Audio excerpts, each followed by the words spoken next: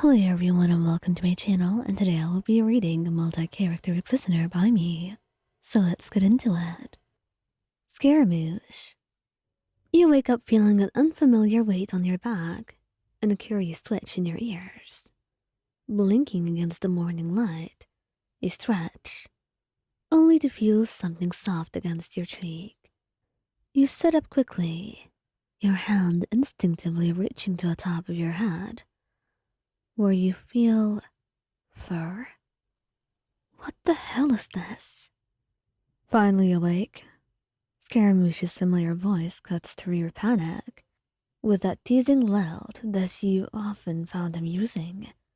You turn to him, your eyes wide, only to find him casually leaning against the doorframe, his arms crossed. There is a smirk playing at his lips, but his eyes are sharp, assessing the current situation. Scara? What's going on? Why do I have... Before you can finish, you feel something swish behind you, and your hands shoot back to find a fluffy tail. You can't help the yelp that escapes your lips. Why do I have a tail? He pushes himself off the doorframe and approaches you, that smirk still firmly in place.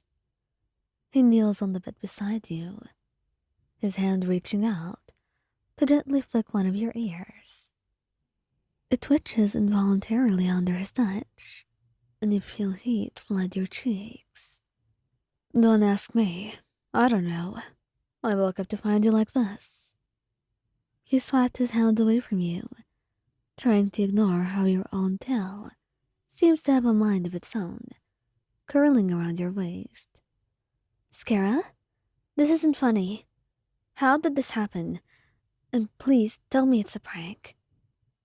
He leans back slightly, his expression softening as he looks at you. I don't know, but I'm not exactly complaining. He reaches out again, this time to stroke your tail, his eyes glinting with something that was similar to amusement. You don't think it's weird? His hand pauses in its movements, and he looks up at you, his eyes soft. You do know that I'm from Inazuma, right? So you being a kitsune is not weird. Well, that's right, I guess. Still, what if I can't change back? To be honest, I don't think you look bad. So there's no reason to worry about whether you change back or not. Sure, some people will have questions, but in the end, people will come to accept that. Don't worry about it. He wraps his arms around you, holding you close. You're mine, no matter what form you take. He murmurs against your hair, and as you sit there, wrapped in his embrace, you realize that maybe just being a kitsune is not so bad, so long as you have him by your side. Neuvillette. He comes into the room to the sound of you screaming, and he looks a little bit shocked. Is everything all right? He says, entering the room with his usual serene grace. But the moment he sees your panicked expression, concern flashes across his features. What happened, darling? Neuvillette, I don't know what's going on. You gesture helplessly at your new appendages, your voice tinged with alarm. I woke up like this. He approaches you slowly, as if you might startle, his piercing eyes scanning over you with a mix of curiosity and worry. And when he reaches the edge of the bed, he gently cups your face in his hands, his touch grounding you amidst the chaos of your thoughts.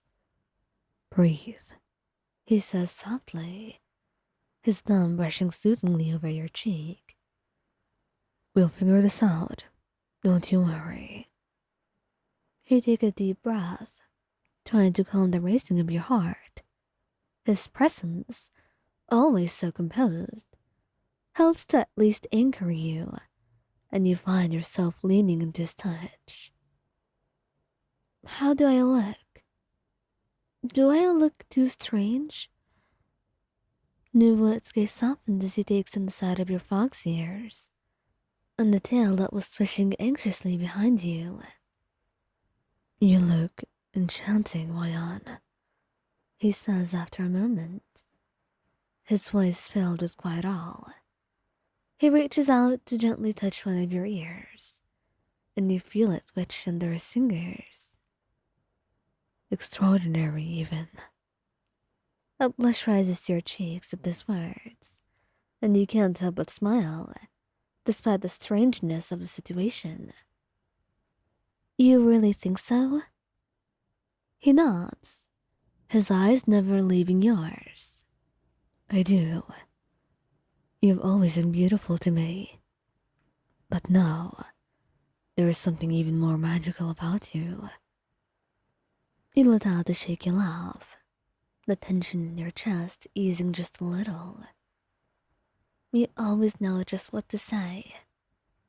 Neuvillette smiles, that rare, gentle expression that he reserves only for you. It's the truth, and no matter what form you take, I will love you all the same. His words bring tears to your eyes, and you lean forward, wrapping your arms around him, and he holds you close, one hand resting on the small of your back, the other stroking your hair, careful not to disturb your ears. Thank you, he whispered, your voice muffled against his chest. There's nothing to thank me for. I'm merely loving you as I should. And in his embrace, the fear and uncertainty begin to fade, replaced by a deep sense of comfort, knowing that he would be with you, no matter what ends up happening. Lini, at first you thought you were crazy, that you were gone insane, or maybe dreaming. But when you pinched yourself, it was all real. You did not want to believe it, but there was no other way around it. Is this some kind of joke? You whispered, looking at the mirror, panic creeping into your voice. A familiar chuckle sounded from the doorway. Oh, darling, I didn't realize you were so eager to try out costumes without me, Lini said, his voice full of teasing warmth.